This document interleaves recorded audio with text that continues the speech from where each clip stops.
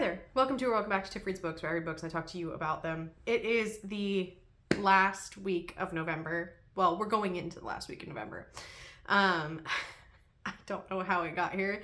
I don't know why we have so little time left. October was like very slow. November just like flew by. It has been a time. I finished some books, so that I'd talk to you about them. Just have a little chat and see what I'm working on. For once, I actually only have 2 books on the go. It's a wild time over here. I don't understand it either. So this list is going to go from the 19th to the 25th of November 2024. On the 20th, I did finish a amazing book. Absolutely amazing. I finished Blood Over Brighthaven, and so we're going to talk about it first. I'm going to do a full video on Saturday for this, and I know I say that all the time, but I actually am, so we're not going to talk about it too long. I did this one on audio specifically because it was narrated by Moira Quirk, and Moira Quirk does the Locked Tomb series and other things, I'm sure, but that's where I know her like audio narration from, and she's part of the reason I think why I love the Locked Tomb so much is I listened to it the first time and then I read it the second time. I still have one more Nona read to do to have done at least 2 on everything, but Moira Quirk is a fantastic narrator, and listening to her do Blood Over Brighthaven was an amazing experience. It felt like nostalgic at the same time, and I think it felt like nostalgic at the same time as it felt new, and I think her doing it kind of gave it definitely an extra edge for me, but also the story is amazing.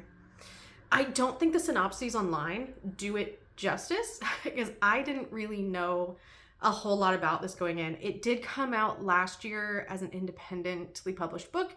It got picked up and published traditionally recently. It came out the end of October, I think it came out, and I put a hold on it through the library. Came in last week and I devoured it in 3 days. It's a 16-hour audiobook. It's so good. Oh my gosh. So all I knew about this going into it was that there was some sort of academy setting and there ended up being a murder mystery. It's so much more than that. So we're following Siona, and she's a mage, and she's going for a high mage test in the beginning of the book. I'll tell you because it tells you in the synopsis. She's about to be the first high mage who's a woman in the history of her country, which is an amazing feat. And so straight off the bat, we're dealing with tons of misogyny and institutional sexism. Just a whole bunch of it. On top of that, we end up getting a story of racism and colonialism and classism and religion and all of these different elements that blend in perfectly for a fantastic discussion of intersectional feminism that was done so well that I was head over heels for this book. The day that Siona gets shown to her lab in the government building that she's working in with all the rest of the high mages, they decide to like play a prank on her, and they're like, oh, we couldn't find you an assistant because no one was willing to work for a woman. No one would lower their station that much. And she's like, okay, well, how am I getting an assistant? And they're like, oh, here's the janitor. And he is a Quinn. And that is a different race of people than the race that Siona is. So Siona's people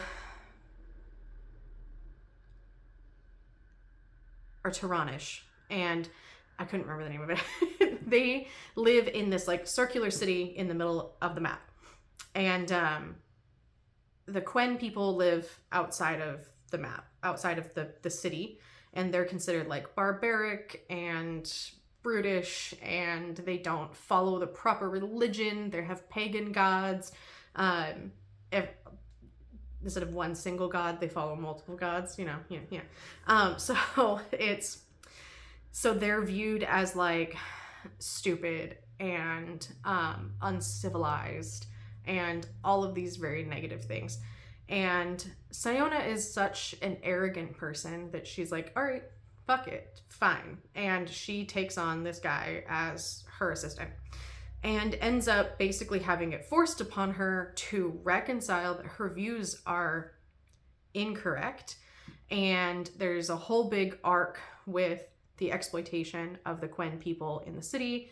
And Siona goes through this major growth and development. And I do love that she ends up not being like a savior character, but she ends up uncovering a bunch of stuff and having to unpack all of her institutionalized bullshit.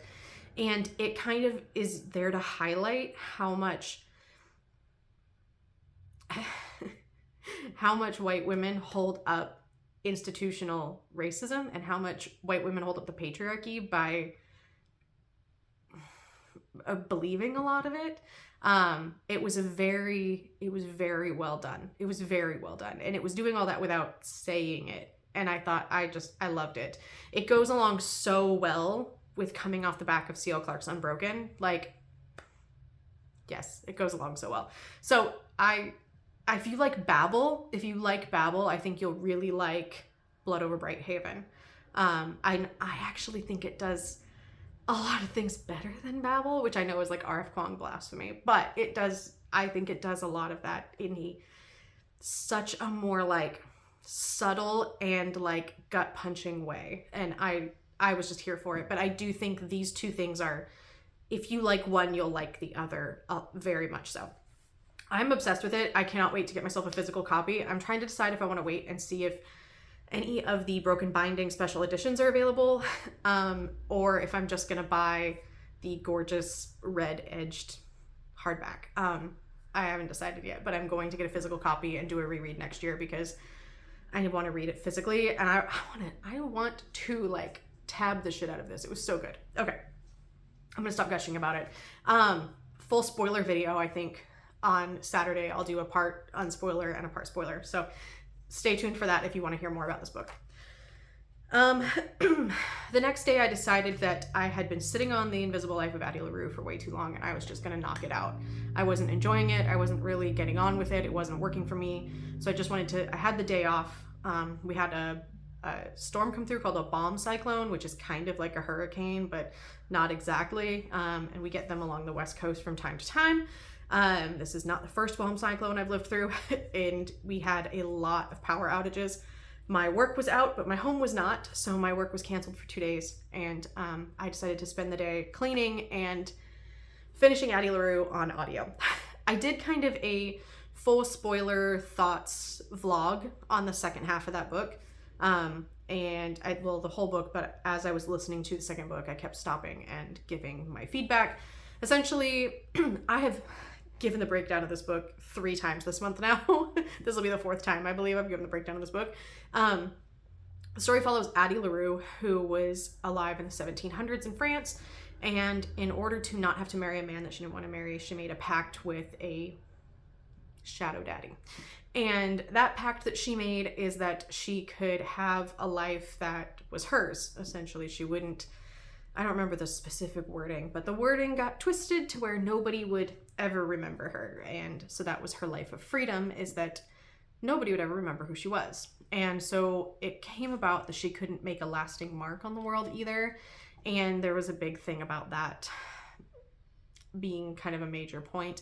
She goes through 300 years of loneliness until she meets a man who actually remembers her. And then there's a whole story about the two of them, and also Addie having to come to terms with her life as it is.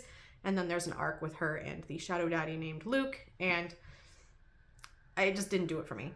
I am very much alone in this. There are a much smaller percentage of people who don't like this book than people who love and are feral for this book. And I wish I was, because V.E. Schwab's writing in this is stunningly beautiful. It is a beautifully written story, but I did not like the plot. I did like A Darker Shade of Magic, so I'm going to continue with that V.E. Schwab series, but this one wasn't for me. So I did a full spoiler video. You can check that out. So that was on the 21st. And then I started some things, and I'll get to them at the end, but I started some things, and in between, I had a really rough day on Saturday, and I just decided I was going to continue with the Girl from the Other Side manga, which is about this young girl and this shadow daddy. But he's not really, it's not that way. He is a dark shadow creature. It's a curse that gets put on people where they become these kind of creatures of darkness, and they're really cool looking. The art in this is really cool.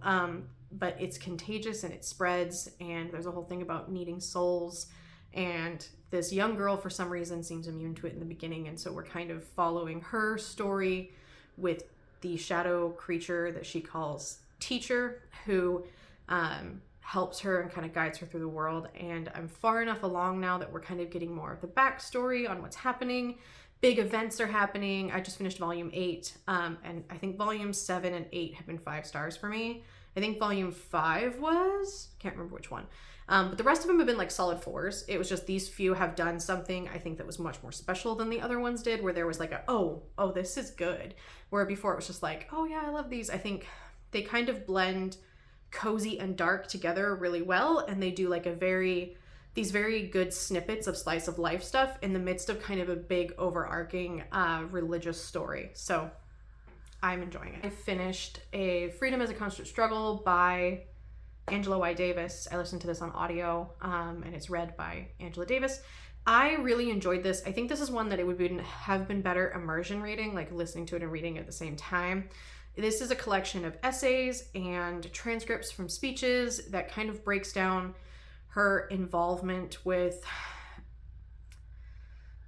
organizations, from including some of her civil rights work and moving forward up through to Palestinian liberation, and her being on the FBI's most wanted list, and all of the work that she's done with other groups and what other groups have done, and highlighting kind of things that people can do without telling you to go do these things, but highlighting the importance of community and collective work in the constant pursuit of freedom under the global systems. So it was really kind of frustrating in the fact that this was published in 2015 and we're still having these exact same discussions today. And she kind of touches on that too, that we've been having these discussions and having these discussions and having these discussions. And it feels like nothing's ever getting better, but things are getting just a little bit better. But even in 2015, I think it was a 2014 speech, she was like, it seems like we've made so much progress and then slid so far back. And it definitely feels like that in a lot of ways right now. This book had some good suggestions for a reading list. So if there's some other things I'm going to check out from it, I am trying to be more educated in liberation movements and things like that than I have been before, and it's kind of pushing me to get back into some nonfiction, and audio has been a great way for me to do that. So I'm going to continue with that. I have a couple of other things checked out on my list to listen to audio wise over the coming couple of weeks. So I'm going to be doing some of those soon. So I'll check in with you as I do them. But I do recommend this one. It's a very short audiobook. It's only 6 hours. She speaks very slow. So this is one that you can easily listen to at 2 speed, and it doesn't even feel like you're listening to it at 2 speed because she speaks very slow recording this book. So there's a lot of range of things that you could listen to it at, but it's only 6 hours and I think it's really worth it. This would be one that could be worth it getting a physical copy and going through it slowly a little bit at a time because it is written in an essay format. So currently I started a memory called Empire. Actually, like last week, the beginning of last week, I decided I just wanted to pull a physical book out to work on because I decided I was not going to finish Addie physically. So I did a little shaker cube and I pulled out a memory called Empire, and I did not bring it down with me. It is up by my bed. I'm not going up 2 floors to go get it. So it's here.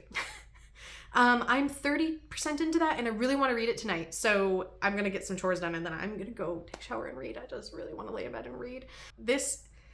I'm far enough into this now that I can say that this is something I think I'm really going to like. It is very weird and it takes a little bit to get into it in the beginning. I do think it takes a little bit to get into. It's in space. So we're in space and our main character is Mahit Desmarais. And she is an ambassador to Tex-Kalani, which is a planet that is kind of an expanding empire. And Mahit's planet is a small mining station. They don't actually have a planet, they live on a station. And so she has been tapped to be the new ambassador to Tex-Kalani because the old ambassador, she doesn't know this in the very beginning, but it's a synopsis, the old ambassador has passed away. Mahit's planet does this thing where for very important roles, they have this piece of technology called an imago. And this imago is the memories of the last person who had that job, kind of recorded into a little thing, and it gets implanted at the base of your brainstem.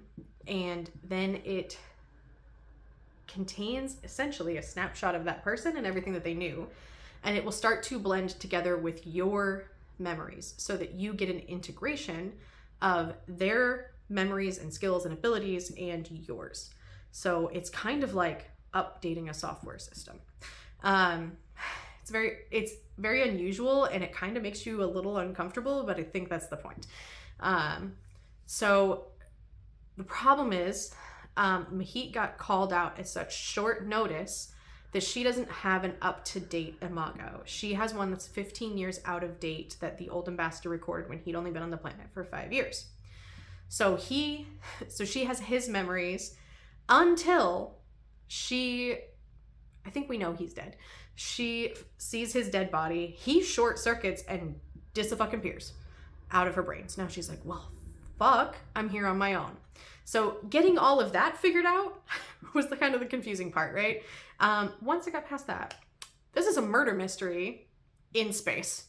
On top of that, we have an unreliable narrator who does not know what's happening in her head because of the mess up of the imago. She also gets random flashes of his memories and his voice talking to her, but he won't communicate with her anymore. So this is at the point I'm at now, just like 30%. On top of all of this, there's all this political unrest. There's issues with the emperor, and we're dealing a lot with like colonialism and opinions on it, and it's fascinating.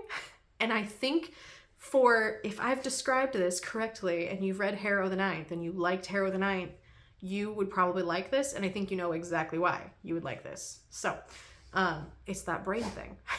So I definitely recommend. I can see why now. This got recommended to me because I really liked the Gideon the Ninth, the Locked Tomb series, because I actually asked for Sci-Fi Rex last year, and I'm finally getting to some of them. Been very slow on getting to them because they just have not been available for me to borrow, and I wasn't always willing to like buy them. And I found this one at Half Price Books, so I bought it. So words, where was I at? So it was recommended to me because I liked the Locked Tomb, and then I saw it on like 2 or 3 other TikToks that were like, if you like the Locked Tomb, read this. I can't remember one of them was like Gideon, but more about colonialism, I think, and it was this one. And it's Harrow. It's not Gideon. It's not the first book. It's the second book. It fits very well with the second book. It does have some very kind of dry humor thrown in there. There's been a few parts where I've been like, that's kind of funny. That's kind of funny. Like, not really laugh out loud, but like, that's kind of funny. Because it's written in this kind of very witty, sarcastic almost type of way. But you have to like ferret that out. It's not like upfront with it. So I am enjoying it. I'm really looking forward to reading more of it. I definitely recommend it. The other thing I'm listening to is finally, actually I say finally, but it came through 3 weeks early. The Last Argument of Kings, which is the 3rd book in the First Law series. I am so excited. I'm 8% in, and I'm like absolutely loving it. I'm so ready to find out what's going on. I feel like I kind of just got thrown right in. It continues straight on from what happened at the end of the 2nd book. I can't really tell you too much about it. I'm only 2 hours in. I'm listening to this on audio. Stephen Pacey is the narrator, and I love his narration for this book, so that's why I continue with them on audio. And I got the recommendation from Lisa Does Booksta to do them on audio because they are so good. This series was recommended to me by Lisa Does Booksta and I Don't Give a Fantasy Funk, and it seems like right now, like half of my Instagram mutuals, we're all reading it. So because we were all influenced by the 2 of them who were doing a reread recently. So yeah, I think I saw Elliot Brooks talk about these a little while ago, but I think she was actually talking about the other Joe Abercrombie series, but his series are all very same tone. This is a grim dark high fantasy. So everyone is horrible. That's pretty much what we're doing. That's me. That's what's going on with me. I've got some work stuff. I've got some projects. I've got some cooking to do because Thursday's Thanksgiving. So I may come in with another video this week before the end. But if I don't see you before then, I hope you have a great Thanksgiving, and I will see you next time if you celebrate Thanksgiving. I'm escaping it this year. I'll see you Saturday.